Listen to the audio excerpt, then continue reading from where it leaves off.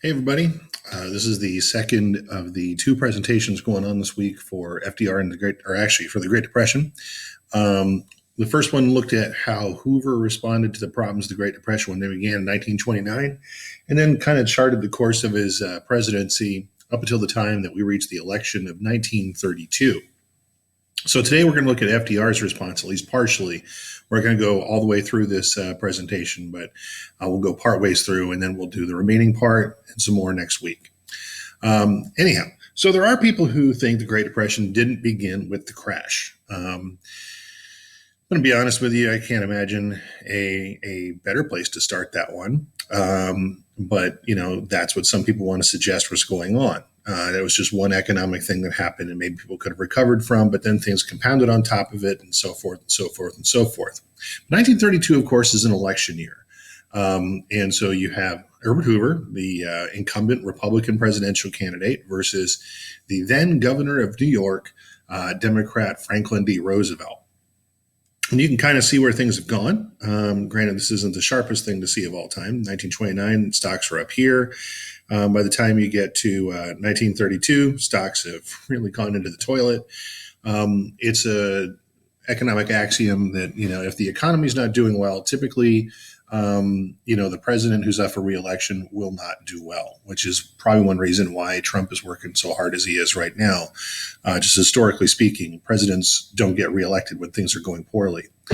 So FDR is going to do a couple of things that are new. One of the things is you see the continued exponential growth in radios and their reach through American homes. FDR is going to deliver a lot of speeches that are picked up across the country. I mean, of course, today it's, a candidate could appear on, social media, could appear on TV, could appear on any one of a number of different things. But back then, embracing the technology, was something that FDR was able to do, which is good because he contracted polio in the 1920s, and it made him unable to really walk or stand very much on his own. He wore metal leg braces that helped him stand up and support his weight and walk a few steps as long as he was leaning heavily on somebody nearby. But he couldn't get around the country as easily. At the very beginning of the century, people didn't campaign. They didn't go around the country themselves and give speeches and have dinners and all kinds of other things. That stuff would all evolve. But by 1932, the radio is being used now to reach people in their homes and places where candidates can't go just because of distance, but also in his case because of a physical infirmity. So there's a key phrase down there on the lower left that says that he's going to be working for the forgotten man, the average everyday individual who, was out of work, was a good guy, didn't really do anything wrong. It's just that he was a victim of the circumstances.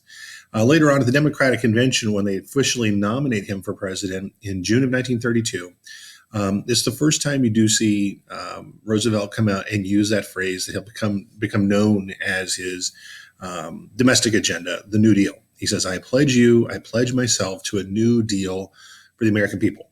At the time, it's not necessarily specified what it means, but it'll take shape as he goes along. Now, the Democrats, of course, were thrilled to have Roosevelt. He'd been a successful governor of New York for the past couple of terms. He'd done something about trying to put people back to work there. Some of the things he would later do as president, he was doing in New York. He had to work with the Hoover administration at times.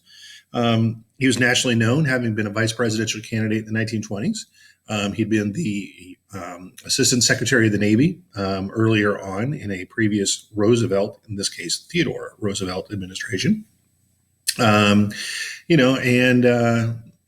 and large, I'm sorry, I take it back. He wasn't in Theodore Roosevelt's administration. He was in, I want to say Wilson's, because he goes over to Europe during the end of World War I and sees what it looks like there. And he's walking around the battlefields.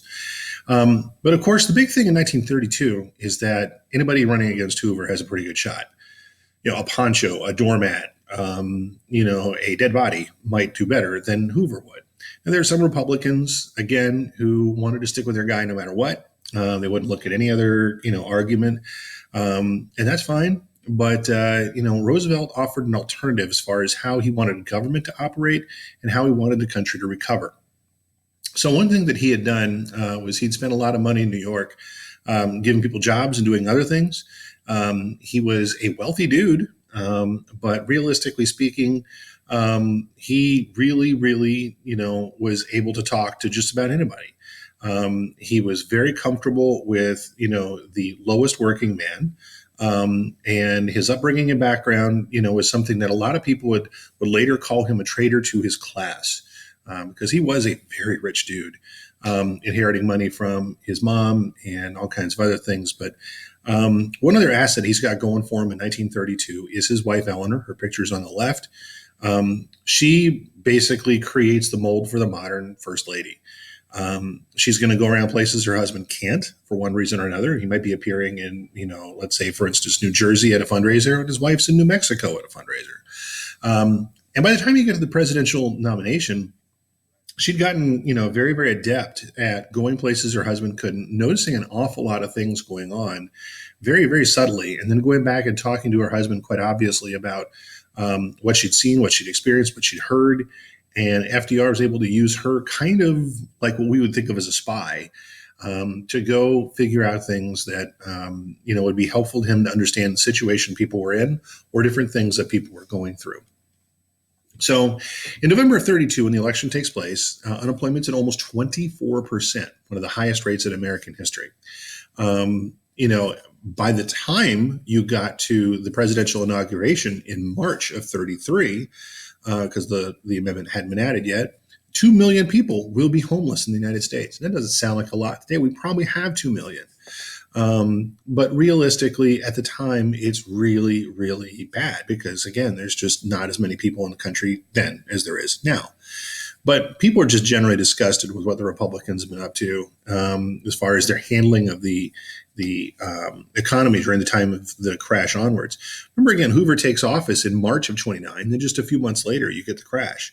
And ever since then, he's been playing catch up and doing things, trying to do that hands-off style of government, trying to give money to different groups, banks, construction businesses, and other things so that they will in turn give work to people instead of direct handouts. But the American people have had enough of Hoover and his cronies saying, oh, things will get better. And so the Democrats not only get the White House, but they're going to be in control of both houses of Congress as well. So there's none of the rancor that's going on. There's no party line politics that are going to disrupt things. The Democrats are firmly in charge, and they're going to basically take things off. The Republicans in 32, they want to see cutbacks in federal expenditures as far as federal spending is concerned. They want high tariffs. They want to continue, having low immigration. They would like to see the payment of pensions to war veterans. If you're trying to get a vote directly on somebody, that sounds like a group you're pandering to. They didn't really say what they wanted to do with prohibition, which was going on at the time, which of course was a ban on the sale and manufacture and transport of alcohol. So, the 18th Amendment that was going on at the time was not really, really super popular. It was passed during a time when people were looking to do things to improve the American society, thinking that alcohol was doing something to diminish our capabilities. But the Democrats have a different idea on a number of different things. For one thing, they're going to lower the tariff down, make things a little bit more even keeled as far as what the rest of the world is doing. They want to see all kinds of different reforms in the way that government operates. You can see that, for instance, how stock exchanges operate, put some rules in that never been there before. Same thing for banks. They also supported veterans' pensions because, again, it's a good way to get votes. They also wanted to specifically aid farmers. You don't see anything over that on the Republican side of things. Farmers, again, had done very poorly in the 1920s, and they needed somebody to be their champion. The Democrats offered to be that. Now, they did say they wanted to bring down spending. And, of course, every government does. And they promised a balanced budget, but realistically speaking, when you're talking about the Great Depression and passing these, what we today would call stimulus bills, or other things, it's going to be kind of hard to have a balanced budget when you have to do things as emergencies. And to get an idea of what in 1932 Roosevelt was able to pull off, it's pretty ugly. You can look at the popular vote percentages over there. Hoover's going to get 40% of the vote, and Roosevelt's going to get nearly 60. But if you look at the states that Hoover carries, there's just a handful. The rest of the country is going solidly for Roosevelt, what government circles would be called a mandate by the people. And so, he's going to get inaugurated and it's off to the races. So Hoover, having lost, is gracious in defeat. I mean, he had some severe differences with the way that Roosevelt proposed things in their election. They had very pointed speeches about the ideas of the other. They didn't necessarily attack each other personally, just the ideas that they were both talking about. But in this case, Hoover knows he's been voted out, and he says, "Hey, you know what? Roosevelt's coming in. Why wait until March to get things started on, getting the government operating the way you want? What can I do to start making things easier?" And Roosevelt and his people want nothing to do with that. They don't want anything realistically to start looking successful during the Hoover days, or for later on for Hoover to get credit for things that Roosevelt wants to do. So you could say Roosevelt allowed the pain to exist for a few months further before he comes and starts doing things, which, I mean, for Hoover, it's kind of a sad thing because he actually did care about the American people and he really wanted to improve their situation. He was really trying to just help out the new guy, and the new guy really didn't want anything to do with him because, I mean, doing anything with Hoover would look bad, right? So, again, to use this political cartoon about the era, you can see lame duckville. Lame duck being the term for somebody who's either term limited out or not going to be continuing on as president too much long. So that's obviously where Hoover is. The Hoover train to prosperity is sidetracked, not going anywhere. The next train is the Roosevelt specials, due sometime after Inauguration Day.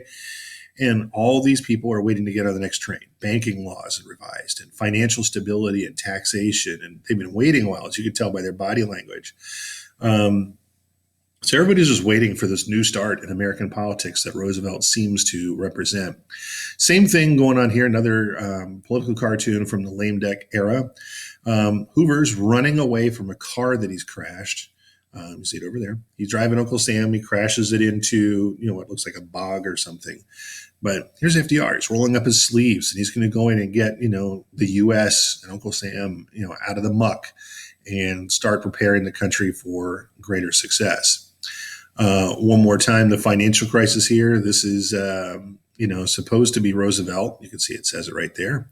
You're going out like a lamb, and fierce lion of financial crisis, but he's not going to really, let that continue much longer if he can do anything about it.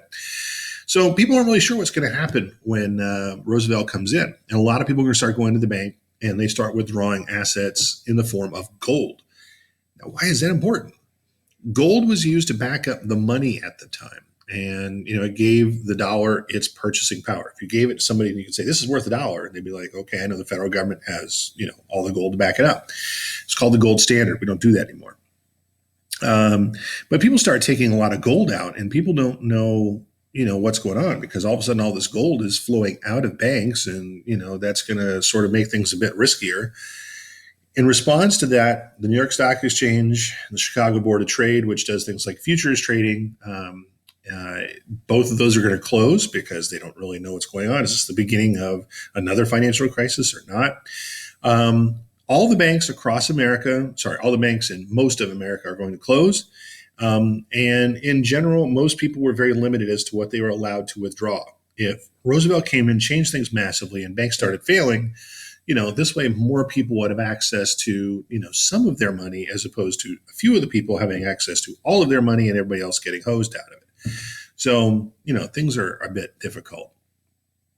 Roosevelt's going to come in on March 4th of 32 and, of course, give that famous inaugural speech. And, he says famously, the only thing that we have to fear is fear itself. And before he comes into office, he and Democratic leaders are going to coordinate ahead of time, sort of smooth out some legislation, say, all right, if this is proposed, how are we going to react to it? Do I have all the ideas down? How can I get this done? And so the moment he becomes president, it's going to become a lot easier to get things passed, a lot easier to get things done, because literally the House and the Senate are looking at the president going, what do you want us to say? Okay. And they're going to limit debate on things like voluntarily, like we each 5 minutes. That's all we're going to get allowed to talk right now. Let's take 10 speakers and then let's vote on it, send it over to the president. The president's going to sign anything we send him because his people have already written it up. No big deal. Roosevelt is going to have what political experts refer to as the most successful first 100 days a president has ever had. Again, with an adoring Congress that'll do anything he asks. Um, everything is smoothed out of the way. Now, the Republicans who are in the minority aren't really able to stop anything what's going on because they just don't have enough people to do that. And so every president since Roosevelt has been measured on the success of their first 100 days and the types of things that they do in that first 100 days to potentially get their stamp on what the government should look like and fix whatever ails America at the time. It's also rather significant, just pointing this out there, that famously he also talks about doing things to take care of the 3 R's: relief, recovery, and reform. Relief from the situation that's going on, recovery from the things that caused all the problems, and reforming things to make sure the problems don't come back. So in the first 100 days, a bunch of new things are going to come out. I'm not going to go over everything that happened, not even this time or next time combined. But Roosevelt and Congress are going to work hand in hand to make sure that the problems they see going on are going to get fixed. Now, here's an opportunity, for instance, something called the Trading with the Enemy Act. It's an old law that's been on the books, hasn't been used in forever and a half. Congress is not in session at the time, but he's going to say, all right, I want everybody to come on back real fast. I want to close all the banks, just close them all. What if you need money? There's no debit cards. There's no credit cards in operation yet. So if you need money to go to the grocery store, get an oil change or whatever, you're going to need cash. That's the only way people operate. Maybe checks, but they need to deposit those checks somewhere. So he's going to close all the banks, and he's going to have regulators from the federal government go around the country to each individual bank. And again, they're not going to be like going from New York down to Arizona and so forth, but they're going to have people who are kind of local. They're going to review the assets of each individual bank and make sure that each bank is sound and make sure that it's going to be able to safely and securely take care of its depositors to make sure that people's money is in a sound institution. And so this bank holiday is a big deal. Nobody's going to be able to go get money out of the bank for 4 days. And again, today we have credit cards, debit cards, PayPal, Apple Pay, the whole bit. None of those things existed at the time. So everything was generally done on the basis of cash. So the Emergency Banking Act is going to be what he uses to go out and make sure that all the banks are solid. And he's going to, allow the ones that are solid to reopen. If something is not solid, what's going to end up happening is they are essentially going to be told you are never reopening again, but your bank itself is going to be sold to a more successful bank. And all the weaker banks will be done away with. People can have confidence in their banks. And as a result of the confidence they feel, they're going to start putting money back into the bank, whether it's the gold they took out, whether it's cash they took out. They're not worried about the bank failing now. And so when people start investing in banks again, that again allows banks to be solid, starts allowing them to put out loans to people and things like that. Here are some of the major things that are going on in that first 100 days. And some of them are pretty significant things, some of which are still very much in operation today. But you could see out of the first 100 days, this is a number of different things. And each one of these is important in its own way. Each one will get discussed somewhat. So like I said, the Emergency Banking Act, this talks about the fact they went around and checked all the banks out. Those who were not solid couldn't reopen. 30 minutes of debate on the bill. 30 minutes. That's it. Nobody's standing up, and making sure that they're seen on TV talking about the good, the bad, the evil. So their people back home will go, oh, look at my guy. He's voting for this. 30 minutes total between the House and Senate. FDR says, I can assure you it's safer to keep your money in a reopened bank than under the mattress. Somebody robs your house, they go to the mattress. House burns down, your money burns with it. Bank burns down, you got a record of what you've got there. So it restores confidence in the banking system.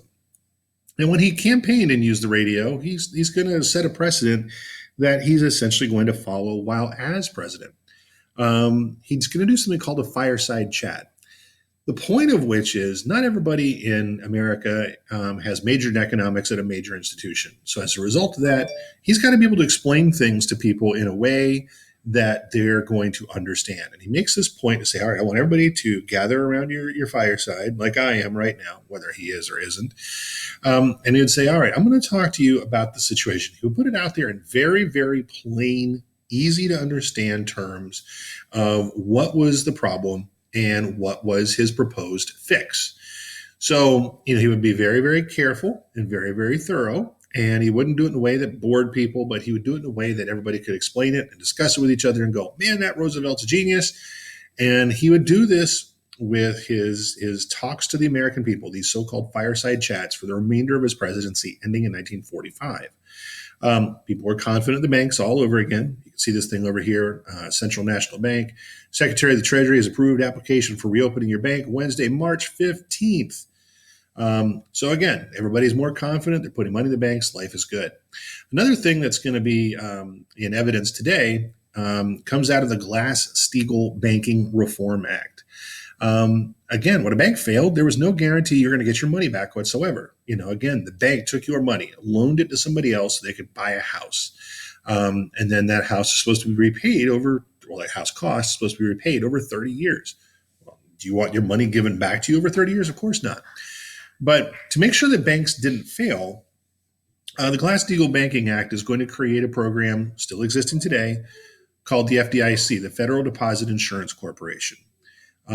It's going to guarantee bank deposits up to a certain amount. I believe today each individual bank account up to $400,000. I think it is.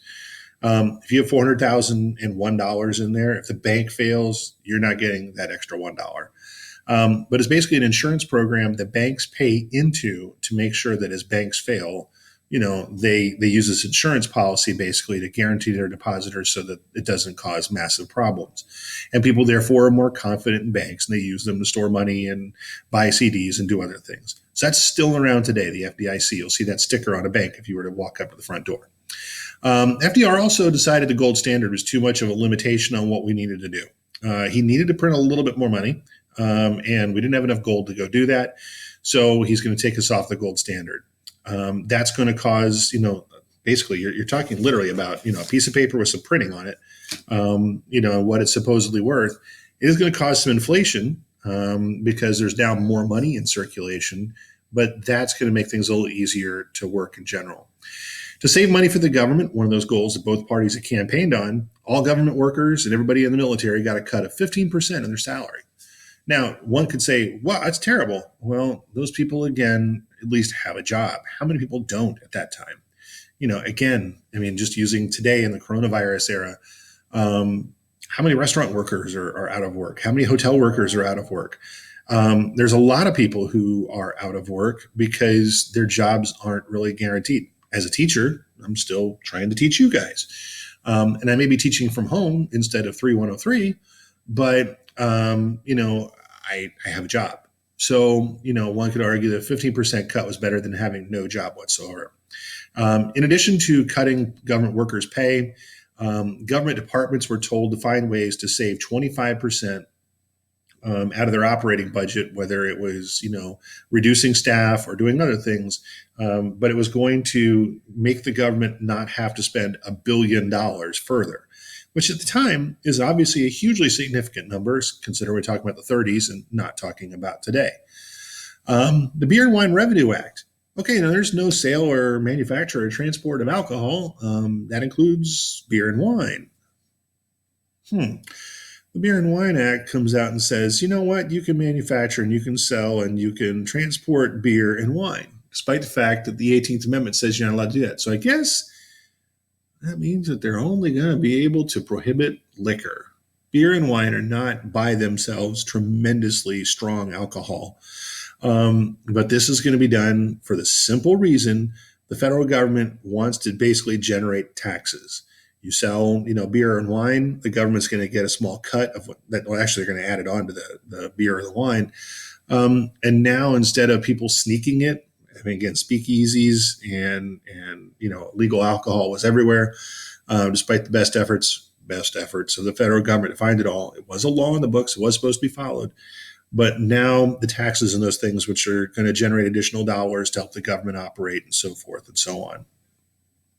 One of the more forward-reaching programs that you'll see coming along, and you'll see things like this next year, the federal government also creates something called the Civilian Conservation Corps, or the CCC. Now, up to 3 million men would do this, and it would last until the early 1940s, even after the war began. And it takes these younger men and World War I veterans and basically puts them in a military-like setting. They get physical education in the morning. They're going to camp out in tents an awful lot. They're going to be given like a uniform. They're going to go do some physical work. They do a lot of things, as you'll see in a moment. But the idea is, instead of these guys being unemployed, they're going to do things that need to be done somewhat in a conservation type mode. We'll, again, talk more about that in a moment. These guys are younger, typically. And because they're living in tents and they're being fed by the U.S. government for all their meals, and they don't really need to go into town all that much because they're in kind of some rural areas, they're not going to spend a lot of the money they're being given out of their paychecks. So automatically, some of the money out of their paycheck is going to be sent home to mom and dad and help them essentially, add to whatever mom or dad might be making. It's one less kid to feed, which is really helpful. But at the same time, it's going to allow the family to be just a little bit more financially stable.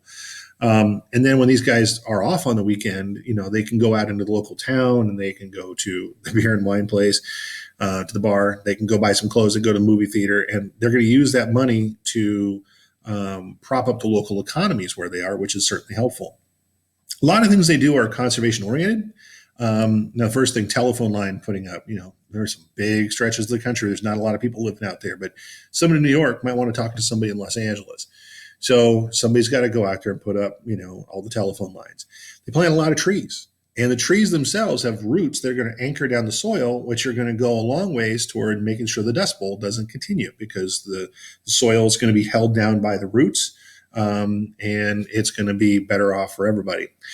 They create a lot of parks, including some state parks here in Florida.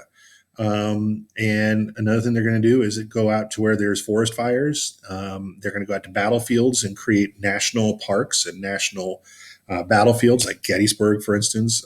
Prior to this, it was still used by the Army for tank maneuvers in the days right after World War I. But they went out and they made sure that it was a place that tourists could come to, and laid out roads and things that were environmentally or historically fragile. They made sure that they were going to be protected by routing roads around them or putting up signs or other things. Now, a lot of these guys also had been at one point or another forced to drop out of school, and they weren't, really strong scholars. So in the morning, they would be out there working really hard outside. And then in an awful lot of cases in the afternoon, when it's a little warmer, people would be brought in and they would get some sort of like educational training, or it's learning people or teaching people how to read and write, or giving them other skills. It really was a good program for these young men. Otherwise, had nothing that they would be able to do in the cities they were living in.